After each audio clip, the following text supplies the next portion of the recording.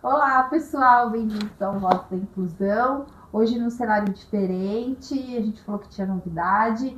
Hoje a gente está gravando diretamente aqui da clínica com a Elaine, nutricionista. A especialidade dela são crianças com deficiência, com paralisia cerebral.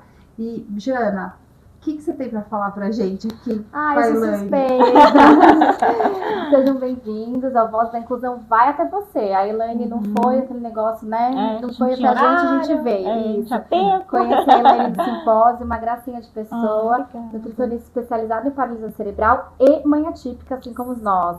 A Luísa, uma menina linda de 7 anos com paralisia cerebral também. E é isso, ela fez da Luísa a modelo dela para estar aqui hoje falando para vocês. Exato. Seja bem-vinda, Elaine. Obrigada. Eu quero agradecer as duas maravilhosas pelo convite. É uma honra falar com vocês, né? Pessoas tão especiais, mães atípicas também.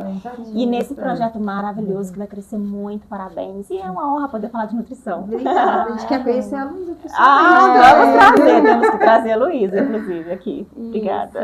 Elaine, só queria saber, eu queria que você contasse para o pessoal a importância da nutrição no desenvolvimento das crianças com paralisia cerebral. Nossa, é a base. Sinceramente, assim, desde quando eu comecei os meus estudos, tudo começou com a Luísa, né? Ela nasceu com ápiga zero, ficou parada há muito tempo.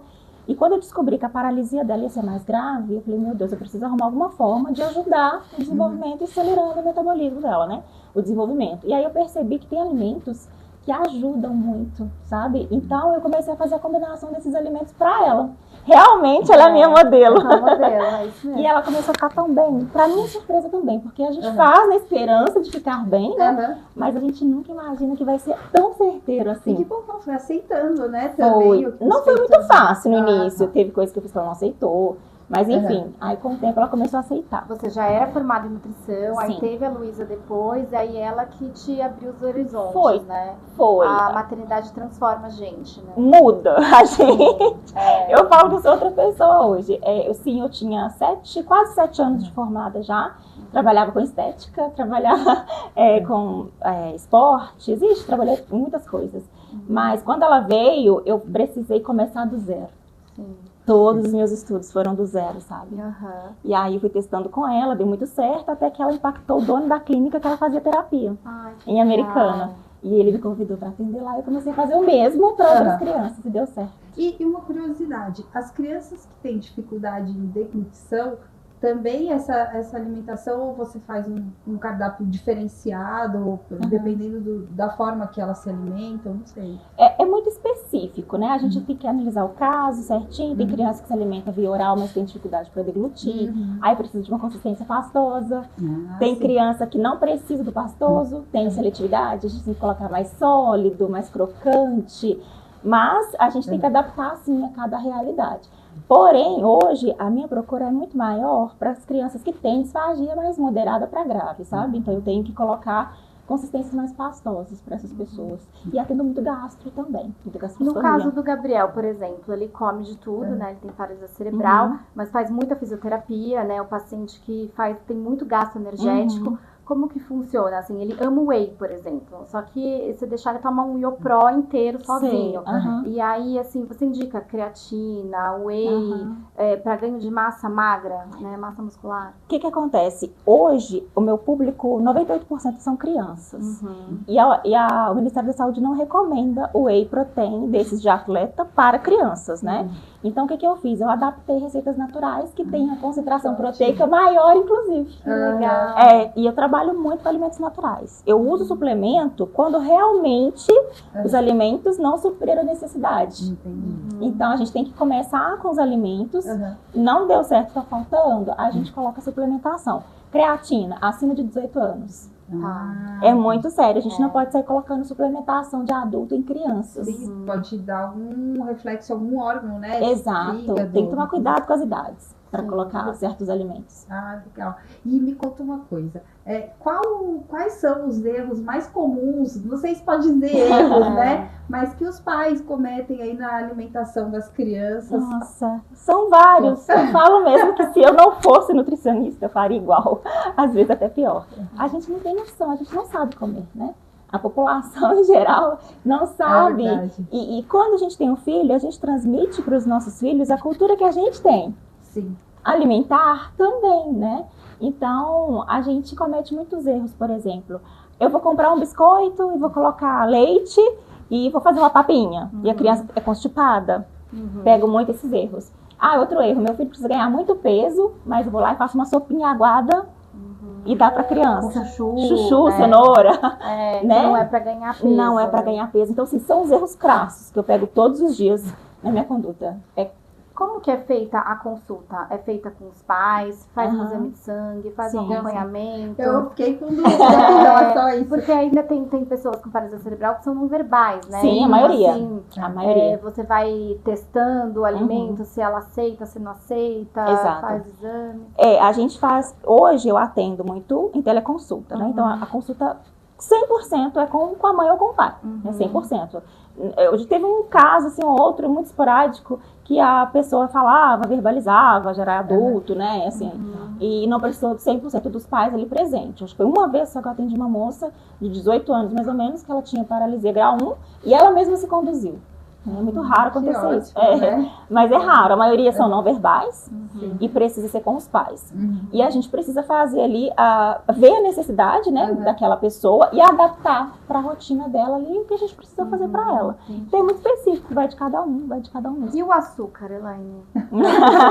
Cerebral. Depende do açúcar, né, gente? Quando a gente fala açúcar, a gente tem vários tipos de açúcares, né? Resumindo, no final das contas, a gente precisa da glicose, tá? E, gente, assim, Deus não falha, né? Deus não falha nunca. Tem na fruta. Tem na fruta, tem nos legumes, batata doce, inhame, né? Mandioquinha, banana, manga. É fonte de quê? De glicose. Só que aí o homem foi lá, pegou, tirou da cana e colocou na nossa cabeça, depois da Revolução Industrial, que a gente precisava de quê? De colocar o açúcar da cana na laranja, em tudo, no abacate, sei lá onde, né? Vai colocando aí, adicionando. Esse excesso é que é o problema. Porque se a gente já come na manga, no arroz, na batata doce, enfim, em todos os alimentos que são fonte de glicose, esse excesso é o prejudicial. Esse adicionado. Se tratando de criança, é complicado, né? Eu vejo assim, a gente tem um combinado lá em casa, que ele só come doce de final de semana. Porque ele quer comer um chocolatinho, alguma coisa assim. Mas eu vejo, por mim, por exemplo, que o açúcar dá uma regredida no processo, né? Ele te deixa mais fadigada, mais cansada. Então, assim, pra quem precisa malhar, fazer fisioterapia... No caso do João, por exemplo, eu acho que deixa ele muito excitado. Não sei se tem uma relação. Tem. Assim, o açúcar, ele age ali no sistema nervoso central, no mesmo lugar que a cocaína. Vocês já tentaram ficar 5 dias sem açúcar? Quem gosta de doce? Tenta ficar. Abstinência. Dá abstinência total. Tem gente que fica com tremedeira, sua frio. E é uma complicação terrível. Você fala isso pra uma pessoa típica, tá? E aí você imagina uma criança, né? Muitas das vezes não verbal, que toma muita medicação, né, que já tem que usar outras medicações, você oferecer como se fosse meio que uma coisa que vai viciar aquela pessoa. Entende? Então, não é tão simples quanto parece. Não é tão simples. Então, poder pode, mas com moderação.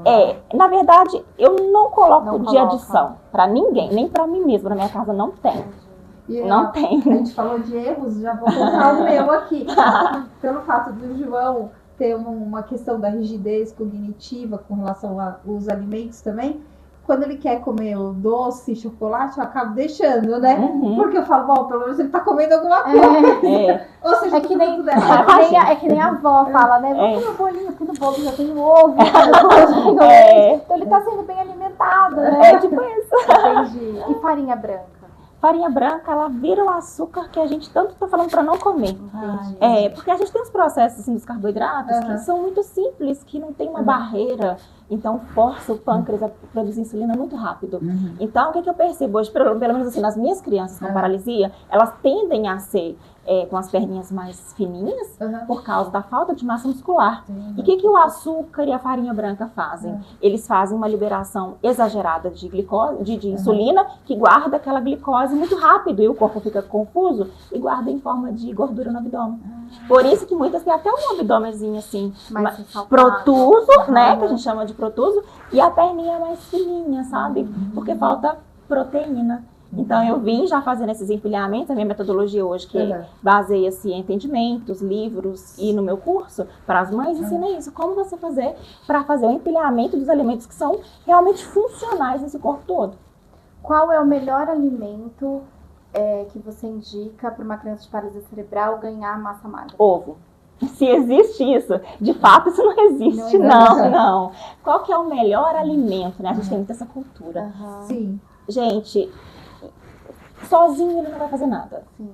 Né? Então, assim, quais são os melhores? Vou pensar no grupo da proteína. O ovo é o número 1. Tem muita albumina. Quando eu falo em albumina, as pessoas vêm, doutora, qual que é a melhor marca que eu compro? Ovo de galinha. Ovo de granja. Tanto faz, tanto faz. Então, a gente precisa pensar nos alimentos como fonte daquele nutriente que eu quero. Não deu certo, alérgico, não deu nenhum. Aí vão pensar então no suplemento. Mas, gente, ovo tem que ter desde o café da manhã até de noite. Assim. É que eu vejo você falando muito do colágeno do frango. Esse é outro assim que eu coloco para quase 100% dos meus pacientes. O resultado é visível em meses. São de pouco tempo. Do ganho de massa magra. Massa magra. Mais massa magra do que qualquer outra coisa. E eu coloco assim na minha conduta como se fosse algo obrigatório, porque o resultado é mais rápido. Massa magra é o famoso músculo. Músculo. Isso. É o que a gente luta na academia pra ganhar, sabe?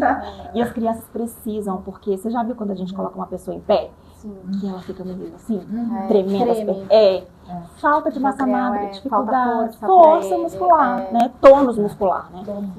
Então a gente precisa desse aporte maior um pouquinho de proteínas. E eu amo o colágeno natural, que são defensores. Se a gente falar se tem algum alimento que é proibido, não sei se tem proibido ou que é o menos indicado, seria o açúcar. O açúcar, os industrializados com muito assim, muito conservante, tipo refrigerantes, que já não seria legal para ninguém, né? E trazendo para as nossas crianças é pior ainda. Então a gente tem que evitar esses também. Suco de caixinha, pessoal. Nossa! Hoje em dia, a nossa alimentação, a gente tem que se alimentar bem, de maneira saudável, né? Sim. Por que a gente tem que dar o açúcar para criança? A gente não come, vive de dieta, né? Então, exatamente. Assim, eu vou dar uma coisa que eu não quero que meu filho coma, né? Ou até o contrário, a pessoa não tem nem noção do que ela tá fazendo, nem para ela. Exato. E ela passa para a criança uma cultura errada dela, né? Então... Ou eu acho que também acontece o que acontece comigo, que às vezes eu falo, não come, com medo de que, se ele não comer, ele precisa comer alguma coisa, vai isso mesmo. No fim, eu posso estar fazendo mais mal pro meu filho do que se ele não tivesse comendo aquilo. Exatamente. Né? Mas isso não é fácil, a gente ter essa consciência, não. A gente vem trabalhando muito, já há muitos anos eu venho fazendo lives, tentando mostrar isso para as pessoas, porque não é fácil. Se eu não fosse, como eu disse, se eu não fosse nutricionista, eu também não saberia. A gente não tem essa cultura, a gente não aprendeu isso na escola. E a gente erra, acerta, vai lá, volta a comer de novo. Mas o que me preocupa hoje é essa cultura tá sendo transmitida para uma pessoa não verbal. Uma pessoa que não sabe dizer, não vai falar, não, depois vou corrigir isso daqui e tá tudo bem. Não tá tudo bem. Sim. E isso me preocupa muito, sabe?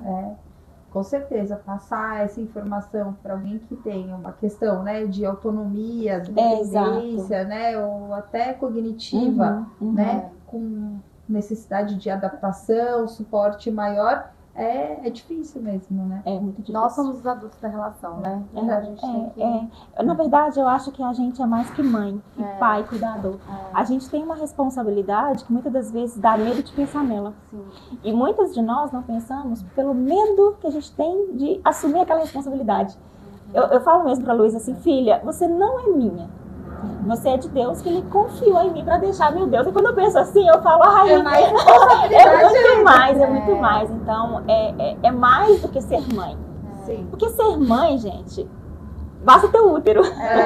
Agora, ser mãe e cuidar, e zelar, e dizer, não vou dar aquele pirulito que a criança tá lá se esbaldando. Mas por que não? Ai, coitada. Coitada é comer. Gente, a minha filha não sabe o que é isso. Então, quem tá fazendo algo com ela sou eu. Eu estou passando para ela um desejo meu.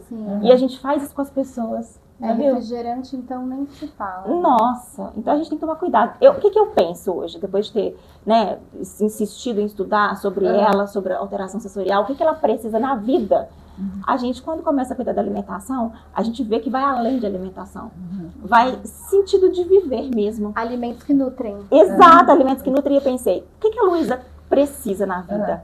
Porque o que eu quero enquanto mãe, ego, Sim. e o que ela precisa. São coisas completamente diferentes. Quando ela era pequenininha, eu colocava na terapia de manhã, ia para Americana à tarde, Campinas de manhã, Americana à tarde, aí ela gritava no carro à tarde. Assim, principalmente à tarde, porque ela estava mais cansada, né? E ela chorava na cadeirinha e eu falava, não, mas você tem que ir, você tem que ir, você tem que ir. E assim, era um desejo meu e ela queria só ser feliz. Quando veio a pandemia, e eu falei, não, tá errado, tem alguma coisa errada, eu comecei a ajustar tudo, né? Só que assim, na parte da alimentação eu já estava educada, eu já sabia como fazer. Eu coloquei lá, filha, você vai comer mamão com azeite de oliva, introdução. E eu nunca apresentei nada diferente para ela do que ela precisa. Quais são os alimentos funcionais visando musculatura, desenvolvimento cerebral e intestino? Imunidade. É isso que ela vai comer, porque é isso que ela conhece, ela vai conhecer aquilo que eu dou. Não tem por que eu ter dó dela. E agora eu preciso, assim, qual a dica que você dá, por exemplo, o Gabriel conhece já Já conheceu. Eu ia falar exatamente Tem. isso. Como que eu vou fazer? Tem jeito. Tem jeito pra essa mãe que já apresentou o Kinder Joy? Tem, claro que tem. Eu tenho muita estratégia para isso também. É. Já pensei em tudo. Olha só. Tá. Ele já tem um paladar mais voltado para o doce. Na verdade, isso já acontece com toda a população. E isso já é típico de qualquer ser humano, preferir o doce, tá? Porém, o que a gente faz? O que eu desenvolvi? Maneiras de que as receitas que ele gosta fiquem bem parecidas. No primeiro dia ele vai ficar meio... Pode ser que ele fique meio resistente, mas no segundo dia ele começa a acostumar. Vou te dar um exemplo. Sabe aqueles danetes que as crianças... adora. Pois é, eu tenho receita de danete, que você faz com tâmaras, ameixa, que fica extremamente doce e chocolate. Ai, que maravilha. Você faz com farinha, a minha farinha rica, maravilhosa. Inclusive, ela espessa e coloca uma gema de ovo, faz cozidinho, tritura no mix. Gente, é o danete. Que bacana. Legal. Então tem jeito, sim. Tem jeito. Gente, Tem. a Elaine Vai dar atende certo. online no Instagram dela, Elaine Lourença. E ela tá atendendo agora uma vez por mês aqui na clínica em São Paulo, na Get Move. Então, assim, Isso. ela é super lotada, tá? Então, vocês que precisam de atendimento, eu já vou agendar do Gabriel hoje, por favor, arruma um horário. Agora, pra mim. janeiro. Não, janeiro não, preciso já amanhã. Ai, meu Deus. E é isso, gente, por favor, contactem a Elaine, que ela tem muitas dicas maravilhosas. A gente trabalha muito mesmo. Elaine, eu gostaria de te agradecer eu pelo que espaço, pela oportunidade de conhecê-la pessoalmente e de dividir com o pessoal que nos acompanha no Voz da Inclusão, todo o seu conhecimento, Obrigada. enfim, as dicas, as informações que você passou aqui pra gente.